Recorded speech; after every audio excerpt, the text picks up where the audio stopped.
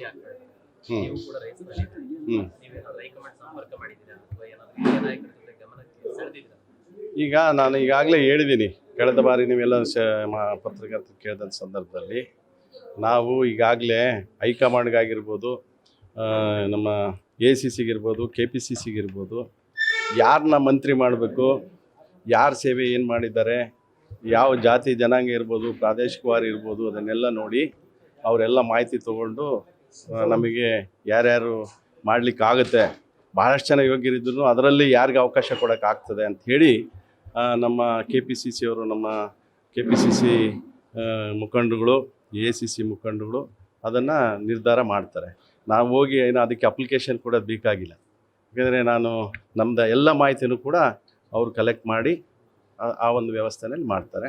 ನಮಗೆ ಸಿಕ್ಕಿರುವಂತ ಮಾಹಿತಿ ಪ್ರಕಾರ ಸಂಭಾವ್ಯರ ಪಟ್ಟಿಯಲ್ಲಿ ನಿಮ್ಮ ಹೆಸರಿದೆ ಅಂತ ಇದೆ ಸರ್. ಅಲ್ಲ ನಾನು ಇಂಥದ್ದೇ ಖಾತೆ ಕೊಟ್ಟಾಗ ಇಂಥದ್ದೇ ಖಾತೆ ಬೇಕು ಅಂತ ನಿರೀಕ್ಷೆಗಳೇನಾದ್ರು? ಅಲ್ಲ ನಾನು ಈಗ ಮೊದಲನೇದಾಗಿ ಸಚಿವರಾಗದೆ ಸಂಭಾವ್ಯ ಪಟ್ಟಿ ಅಲ್ವಾ, ಸಂಭಾವ್ಯ ಅಂದರೆ ಇದು ಸಂಭಾವ್ಯ ಅದು. ಹಾಗಾಗಿ ನಾನು ಕೂಡ ನನಗೆ ಈ ಸಾರಿ ನನ್ನನ್ನು ಕನ್ಸಿಡರ್ ಮಾಡ್ತಾರೆ ಅಂತ ಹೇಳ್ಬಿಟ್ಟು ನಾನು ಭಾವಿಸಿದ್ದೀನಿ. ಹಾಗಾಗಿ ಖಾತೆ ಕೇಳೋ ಪ್ರಶ್ನೆ ಬರೋದಿಲ್ಲ, ಮೊದಲೇ ಸಚಿವರಾಗಬೇಕು ಮೊದಲೇ ಅಲ್ವಾ, ಮೊದಲೇ ಸಚಿವರಾಗ್ದಲೇ ಖಾತೆ ಏನು ಕೇಳೋಕ್ಕೆ ಬರ್ತದೆ. ಹಾಗಾಗಿ ನಾನು ನಿರೀಕ್ಷೆಯಲ್ಲಿದ್ದೀನಿ.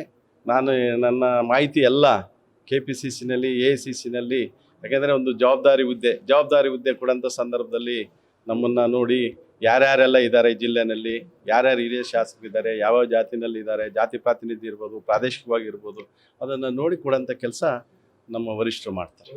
ಕೊಯ್ಲೇಷನ್ ಗೌರ್ಮೆಂಟ್ ಇತ್ತು, ಮತ್ತೆ ಬಿಜೆಪಿ ಸರ್ಕಾರ ಮಾಡಿದಂಥ ಸಂದರ್ಭದಲ್ಲಿ ನಿಮ್ಮನ್ನ ಆ ಪಕ್ಷಕ್ಕೆ ಕಟ್ಕೊಂಡು ಹೋಗ್ಬೇಕು, ಅಲ್ಲಿ ಮಂತ್ರಿ ಮಾಡ್ಬೇಕನ್ನೋ ಅಂತ ಓಲೈಕೆ ಮಾಡಿದ್ರು, ಆ ಥರದ್ದೆಲ್ಲ ಚರ್ಚೆಗಳಿತ್ತು.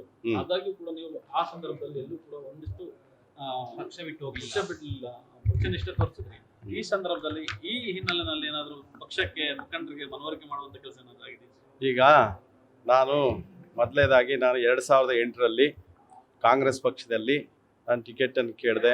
ನನ್ನನ್ನು ಏನು ಡಿಲಿಮಿಟೇಷನ್ ಆಯಿತು, ಚಳ್ಳಕೆರೆ ಕ್ಷೇತ್ರ ಮೊದಲು ನಮ್ಮ ಕುನ್ನೂರು ಹೋಬಳಿ ಜಗಳೂರು ಕ್ಷೇತ್ರದಲ್ಲಿತ್ತು. ಆ 2008ರಲ್ಲಿ ನನಗೆ ಟಿಕೆಟ್ ಕೊಡಿ ಅಂತ ನಾನು ಕೇಳಿದೆ. ಆಗ ವರಿಷ್ಠರು ಯಾಕೆಂದರೆ ಆವಾಗ ನನಗೆ ಸೀನಿಯಾರಿಟಿ ಇಲ್ಲ, ನನ್ನ ಸೇವೆ ಪಕ್ಷದಲ್ಲಿ ಎಲ್ಲೋ ಒಂದು ಕಡೆಗೆ ನಾನು ಯಶಸ್ಸು ಕಾಣಲಿಲ್ಲ. ಹಾಗಾಗಿ ನಾನು 2008ರಿಂದನೂ ಕೂಡ ಆ ಸಂದರ್ಭದಲ್ಲಿ ಕೂಡ ಬೇರೆ ರಾಜಕಾರಣಕ್ಕೆ ಬರೋಂಥವ್ರು ಬೇರೆ ಬೇರೆ ಕಾರಣಕ್ಕೆ ಟಿಕೆಟ್ ಸಿಗಲಿಲ್ಲ ಅಂತ ಬೇರೆ ಪಕ್ಷದಲ್ಲಿ ಅಥವಾ ಇಂಡಿಪೆಂಡೆಂಟಾಗಿ ನಿಲ್ತಾರೆ.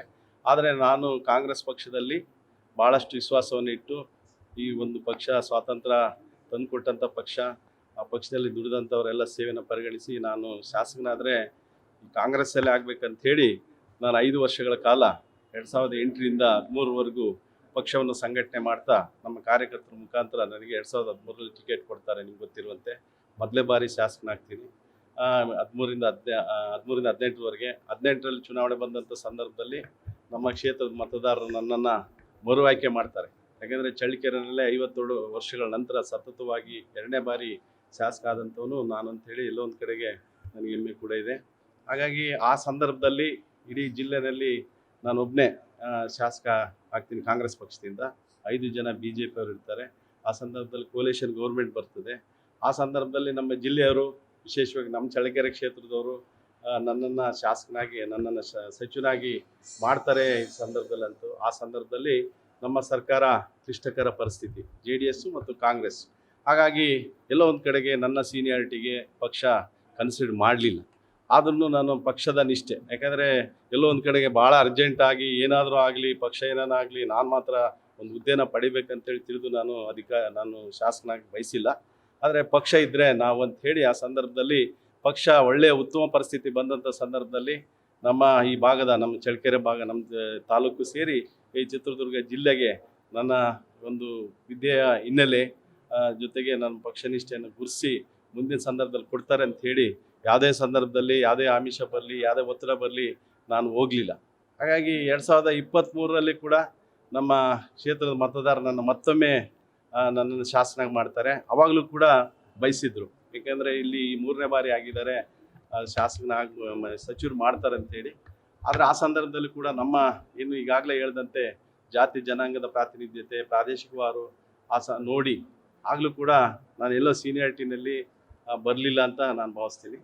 ಈಗಿನ ಸಂದರ್ಭದಲ್ಲಿ ಸೀನಿಯಾರಿಟಿ ಬರಲಿಲ್ಲ ಅಂದ್ರೂ ಕೂಡ ಎಲ್ಲೋ ಒಂದು ಕಡೆಗೆ ನಾವು ಏನು ಈಗಾಗಲೇ ತಾವು ಹೇಳ್ದಂತೆ ನಾವು ಪಕ್ಷ ನಿಷ್ಠೆಯನ್ನು ಕನ್ಸಿಡರ್ ಮಾಡಿ ನಾವು ಮಾಡಿರ್ತಕ್ಕಂಥ ತಾಲೂಕಲ್ಲಿ ಅಭಿವೃದ್ಧಿ ಕೆಲಸಗಳಿರ್ಬೋದು, ಆ ಸಂದರ್ಭದಲ್ಲಿ ನನ್ನ ಎಜುಕೇಷನ್ ಹಿನ್ನೆಲೆ ಇರ್ಬೋದು, ಇವುಗಳೆಲ್ಲ ನೋಡಿ ಈ ಸಂದರ್ಭದಲ್ಲಿ ನಮ್ಮ ಪಕ್ಷ ಖಂಡಿತವಾಗ್ಲೂ ನಮ್ಮ ಮುಖಂಡರು ನನ್ನನ್ನು ಗುರುಸ್ತಾರೆ, ನನ್ನನ್ನು ಸಚಿವನಾಗಿ ಮಾಡ್ತಾರೆ ಅಂತ ಹೇಳಿ ನಾನು ಭಾವಿಸ್ತೀನಿ. ಜೊತೆಗೆ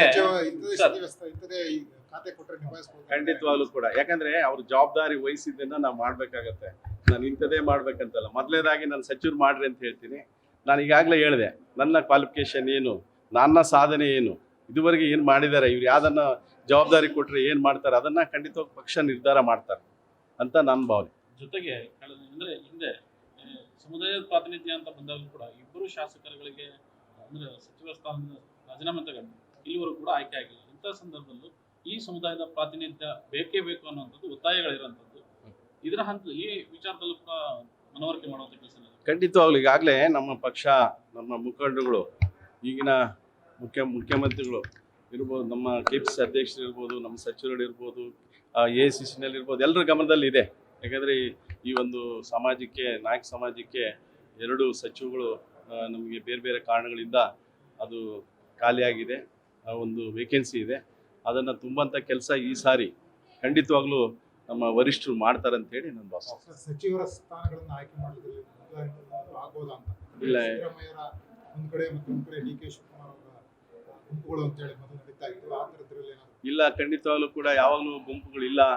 ಆದರೆ ರಾಜಕೀಯ ವ್ಯವಸ್ಥೆಯಲ್ಲಿ ಮಾಧ್ಯಮದವ್ರು ಇರ್ಬೋದು, ವಿರೋಧ ಪಕ್ಷದವ್ರು ಇರ್ಬೋದು, ಬೇರೆ ಬೇರೆ ರೀತಿಯಲ್ಲಿ ಅದನ್ನು ಕ್ರಿಯೇಷನ್ ಆಗುತ್ತೆ. ಆದರೆ ನೀವೆಲ್ಲ ನೋಡಿದ್ದೀರ, ಭಾಳಷ್ಟು ದೀರ್ಘವಾಗಿ ನಮ್ಮ ಮುಖ್ಯಮಂತ್ರಿಗಳು ನಮಗೆ ಏನು ನಿನ್ನೆ ಪ್ರೆಸ್ ಮೀಟ್ ಮಾಡಿದ್ರು ಎಲ್ಲ ವಿಷಯಗಳನ್ನು ಹೇಳಿದ್ದಾರೆ.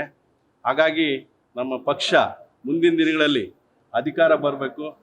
ಜೊತೆಗೆ ಏನು ನಮ್ಮ ಕಾಂಗ್ರೆಸ್ ಪಕ್ಷ ಅವ್ರನ್ನ 8 ವರ್ಷ ಅದೆಲ್ಲ ದೀರ್ಘವಾಗಿ ಹೇಳಿದ್ದಾರೆ.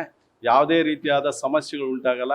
ಸಣ್ಣ ಪುಟ್ಟ ಸಮಸ್ಯೆಗಳು ಬಂದಂಥ ಸಂದರ್ಭದಲ್ಲಿ ನಮ್ಮ ವರಿಷ್ಠರು ಈಗಿನ ಹೊಸದಾಗಿ ಆಗಂಥ ಮುಖ್ಯಮಂತ್ರಿಗಳ ಜೊತೆಗೆ ಮತ್ತು ಮಾಜಿ ಮುಖ್ಯಮಂತ್ರಿ ಸಿದ್ದರಾಮಯ್ಯ ಸಾಹೇಬ್ರ ಜೊತೆಗೆ ಎಲ್ಲ ನಮ್ಮ AICC ಅಧ್ಯಕ್ಷರ ಜೊತೆಗೆ ಎಲ್ಲನೂ ಕೂಡ ಚರ್ಚೆ ಮಾಡಿ ಎಲ್ಲ ವ್ಯವಸ್ಥೆಯನ್ನು ಸರಿಪಡಿಸೋಂಥ ಕೆಲಸ ಮಾಡ್ತಾರೆ. ನ್ಯೂಸ್ ಫಸ್ಟ್ ನಿರ್ಭೀತಿಯಿಂದ ನಿಮ್ಮ ಪರವಾಗಿ.